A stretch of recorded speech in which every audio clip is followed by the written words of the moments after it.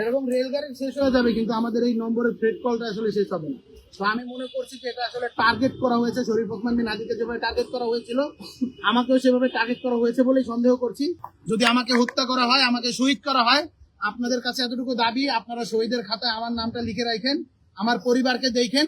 আর একটা ছোট্ট কথা বলে যাই, সরকার এবং বাংলাদেশের পুলিশের কাছে আমরা একটা জিনিস দাবি করব, সেটি হলো গিয়ে শুধু আমরা আমাদের নিরাপত্তার দাবি করছি না, আমরা আমাদের নিরাপত্তা সেভাবে চাইছিও না।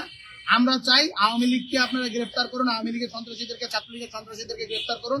তারা যে বিভিন্ন সময়ের ভিতরে হলো গিয়ে আবার মাথাচাড়া দিয়ে ওঠার চেষ্টা করছে, পায়তারা করছে, জঙ্গি কায়দা নাশকতা করার চেষ্টা করছে, সেটি প্রতিহত করুন, তাদেরকে অ্যারেস্ট করে বিচারের মুখোমুখি দাঁড় করান। এটি যদি করতে পারেন তবেই আসলে আমাদের যে লড়াই সেটি পরিতৃপ্তি পাবে। আর একটা কথা বলে আমি শেষ করছি, যদি এই আওয়ামী লীগ বিরোধী, সন্ত্রাস বিরোধী লড়াইয়ে জুলাই গণঅভ্যুত্থানের পক্ষে থাকার জন্য, জুলাই গণঅভ্যুত্থানের নেতৃত্ব দেওয়ার জন্য যদি আমাকে হত্যা করা হয়, আমাকে শহীদ করা হয়, আপনাদের কাছে এতটুকু দাবি, আপনারা শহীদের খাতায় আমার নামটা লিখে রাখেন, আমার পরিবারকে দেখেন। আর একটা ছোট্ট কথা বলে যাই, যারা খুন করবে তাদের বিচারটা অন্তত করেন, তাদেরকে আপনারা ধরেন, তাদেরকে আর ছেড়ে দিন না। শরীফ ওসমান বিন হাদির আমরা দেখতে পেয়েছি ফয়সালকে এতদিন পরে ধরা হয়েছে, তাকে আনা হবে কি হবে না সেটা নিয়ে বক্তব্য নাই। আইএসপিআর বক্তব্য দিচ্ছে, স্বরাষ্ট্র মন্ত্রণালয় বা পররাষ্ট্র রাষ্ট্র মন্ত্রণালয় থেকে বক্তব্য নাই। এইরকম যাতে আমরা বা আমি বা আমাদের মতো যারা রয়েছে তাদের যদি হত্যা করা হয়, এই টাল বাহানাটুকু যাতে না করা হয়, এই বলে আমি আমার বক্তব্য শেষ করছি। ইনকিলাব জিন্দাবাদ। কখন থেকে আপনাকে হত্যার হুমকি দিচ্ছে? আপনি গতকালকের কথা বলছেন। গতকালকে না, আমি বলেছি যে এই হত্যার হুমকি তো আসতে থাকে, কিন্তু আজকে সকাল 11:49 থেকে শুরু করে আমি আপনাদেরকে দেখাতে পারি। এই যে দেখুন, এই যে শুরু হয়েছে।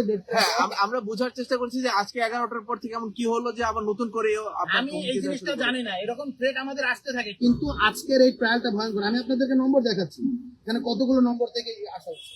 এই যে এখান থেকে শুরু, যে আবার এখান থেকে দেখতে পাচ্ছেন, আমি একটু জাস্ট মিনিট, এই এখান থেকে শুরু করে সব দিকে অসংখ্য নম্বর, অসংখ্য নম্বর, এই নিচে যেতে থাকবে। আমি এখান থেকে এই যে অসংখ্য নম্বরে আসলে কল দেওয়া হচ্ছে, এটা আসলে কোনো ইয়ত্তা নেই। এরকম রেলগাড়ি শেষ হয়ে যাবে, কিন্তু আমাদের এই নম্বরের থ্রেড কলটা আসলে শেষ হবে না।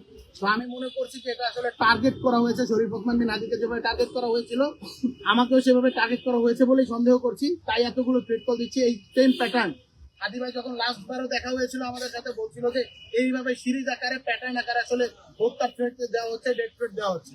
সুতরাং এই জায়গা থেকে একটা শঙ্কা প্রকাশ করছি, এটা ভয় থেকে না। এই প্রেস কনফারেন্স আমি আবারও ক্লিয়ার করছি, এটা ভয় থেকে করছি না। আমি জাতির উদ্দেশ্যে জানাতে চাই, যদি এভাবেই আমরা যদি শহীদ হই, আমাদের বিচারটা করেন, আমাদের শহীদ সিলসিলা যাতে বন্ধ হয়, বিচারটা যাতে হয়, এবং আওয়ামী লীগ যাতে পুনর্বাসিত বাংলাদেশে না করে, এতটুকু।